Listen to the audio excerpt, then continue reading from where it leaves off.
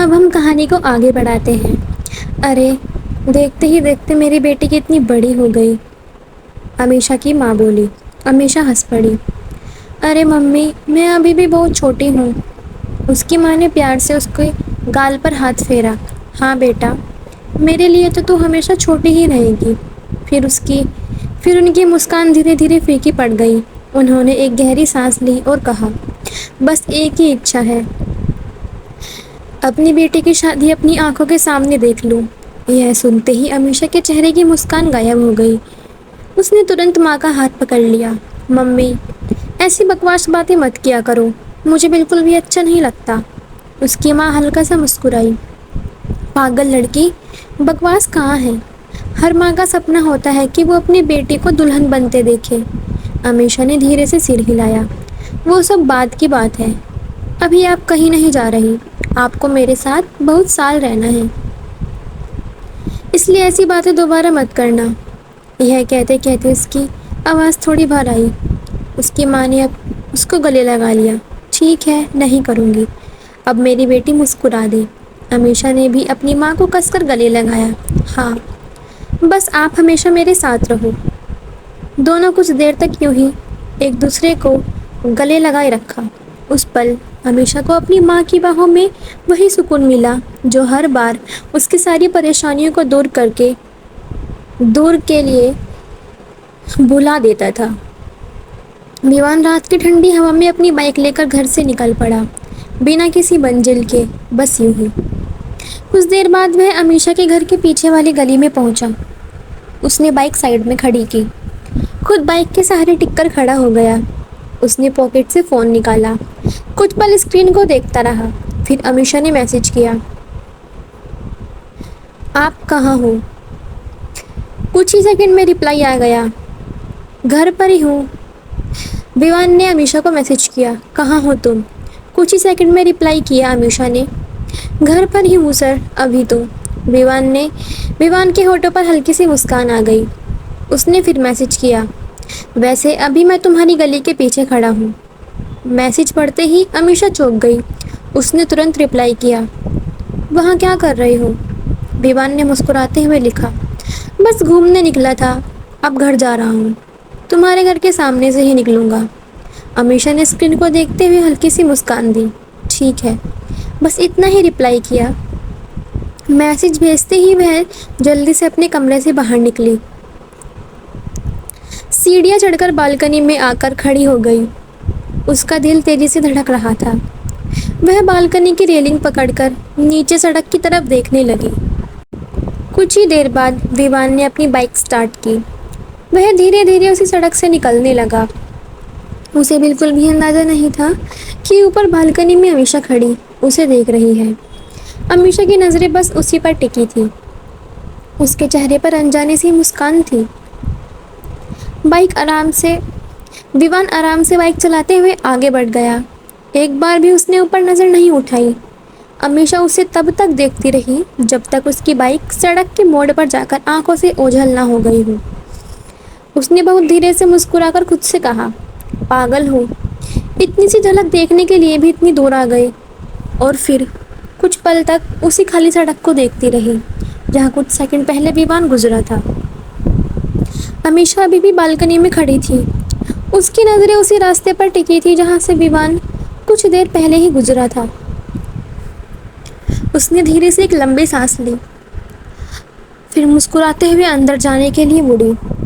تبھی اس کا phone vibrate ہوا۔ اسکرین پر ویوان کا میسج تھا، بس نکل گیا، گڈ نائٹ امیشا۔ میسج پڑھتے ہی اس کے چہرے پر اپنے آپ مسکان آ گئی۔ اس نے کچھ سیکنڈ تک رپلائی نہیں کیا، بس میسج کو پڑھتی رہی۔ اس نے ٹائپ کیا، گڈ نائٹ سر۔ وہ کچھ پل اس میسج کو دیکھتی رہی، پھر اسے ڈیلیٹ کر دیا اور اس نے پھر دوبارہ لکھا، گھر پہنچ کر میسج کر دیجیے گا۔ یہ میسج بھی اس نے ڈیلیٹ کر دیا۔ وہ ہلکا سا ہنسی، میں بھی نا۔ آخر میں اس نے صرف اتنا لکھا، گڈ نائٹ۔ ویوان نے بائک چلاتے چلاتے سگنل پر رک کر فون دیکھا۔ امیشا کا میسج دیکھ کر اس کے چہرے پر سکون بھری ایک اسمائل آ گئی۔ اس نے ترنت رپلائی کیا، گڈ نائٹ۔ اپنا خیال رکھنا ہے، بس اتنا ہی، نہ اس سے زیادہ نہ اس سے کم۔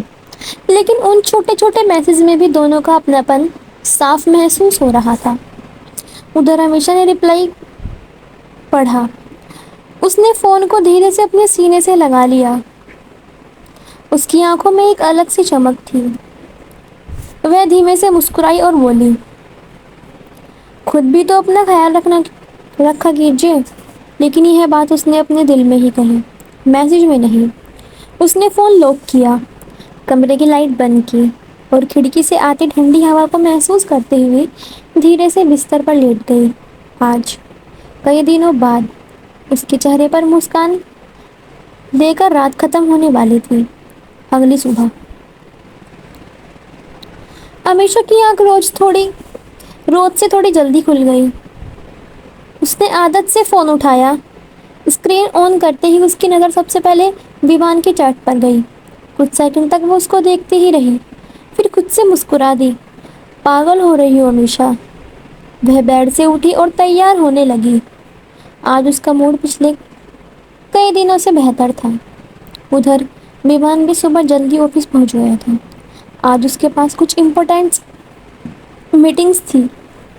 وہ اپنے کیبن میں بیٹھ کر فائلز دیکھ رہا تھا، تبھی نینسی اندر آئی۔ Good morning sir. Good morning sir, آج کا شیڈیول میل کر دیا ہے۔ ویوان نے سر ہلایا، لیکن اس کی نظر انجانے میں باہر ورک ایریا کی طرف چلی گئی۔ وہاں ابھی امیشہ نہیں آئی تھی۔ اس نے گھڑی دیکھی، شاید راستے میں ہوگی، اور پھر واپس لیپ ٹاپ پر دھیان دینے لگا۔ قریب آدھے گھنٹے بعد آفس کا گلاس ڈور کھلا۔ امیشہ اندر آئی۔ اس نے ہلکے اسکائی بلو رنگ کی کرتی پہنی ہوئی تھی، بال کھلے تھے اور چہرے پر وہی سادگی تھی جو اسے سب سے الگ بناتی تھی۔ وہ اپنی ڈیسک کی طرف جا رہی تھی، تبھی اس کی نظر ویوان کے کیبن کے گلاس پر پڑی۔ ویوان بھی اسی سمے باہر دیکھ رہا تھا۔ دونوں کی نظریں ایک پل کے لیے ملی۔ اس بار نہ کوئی جھجک تھی، نہ کوئی جلدی سے نظریں چرانا، بس ایک چھوٹی سی مسکان۔ امیشہ نے ہلکا سا سر ہلا کر گریٹنگ دی۔ ویوان نے بھی مسکرا کر جواب دیا اور دونوں اپنے اپنے کام میں لگ گئے۔ لیکن آج کئی دنوں بعد ان کے بیچ کی خاموشی تھوڑی کم لگ رہی تھی۔ صبح دھیرے دھیرے آگے بڑھ رہی تھی۔ آفس میں سبھی اپنے اپنے کام میں ویست تھے۔ امیشہ بھی لیپ ٹاپ پر لگاتار کام کر رہی تھی۔ کبھی میل چیک کرتی، کبھی ڈاکیومنٹ اپڈیٹ کرتی، تو کبھی کلائنٹ کی رپورٹ تیار کر رہی تھی۔ ادھر ویوان بھی کیبن میں بیٹھا میٹنگ اور فائلز میں لگا ہوا تھا۔ قریب دوپہر کے سمے نینسی کیبن میں آئی۔ سر، لنچ ٹائم ہو گیا ہے۔ ویوان نے گھڑی کی طرف دیکھا۔ اوکے۔ نینسی جاننے لگی تو ویوان نے پوچھا، امیشہ نے لنچ کر لیا؟ نینسی تھوڑا مسکرائی۔ سر، وہ تو ابھی بھی کام کر رہی ہے۔ ویوان نے گلاس کے پار باہر دیکھا۔ سچ مچ؟ امیشہ اب بھی لیپ ٹاپ پر ہی جھکی ہوئی تھی۔ اس نے دھیرے سے کہا، ٹھیک ہے۔ کچھ منٹ بعد انٹر کام بجا۔ ویوان نے فون اٹھایا۔ ہیلو۔ امیشہ نے فون اٹھایا۔ ہیلو۔ دوسری طرف ویوان تھا۔ ویوان نے پوچھا، لنچ کیا؟ امیشہ ایک پل کے لیے چپ رہ گئی۔ نہیں، ابھی کر لوں گی۔ ویوان نے سیدھے جواب دیا۔ ابھی؟ کام بعد میں بھی ہو جائے گا۔ امیشہ کے چہرے پر ہلکی سی مسکان آ گئی۔ جی سر، ٹھیک ہے۔ کال کٹ گیا۔ امیشہ فون کو دیکھتے ہوئے مسکرا دی۔ اس کی بغل میں بیٹھی نینسی نے ترنت نوٹس کر لیا۔ سر کا فون تھا۔ امیشہ نے سامانیہ بننے کی کوشش کی۔ ہاں۔ نینسی ہنس پڑی۔ مجھے پتا تھا۔ امیشہ نے اسے گھور کر دیکھا۔ نینسی، کام کرو۔ دونوں ہنس پڑی۔ ادھر کیبن میں بیٹھے ویوان نے گلاس کے پار دیکھا۔ امیشہ اب لنچ کے لیے اٹھ چکی تھی۔ اسے دیکھ کر اس کے چہرے پر ہلکی سی مسکان آ گئی۔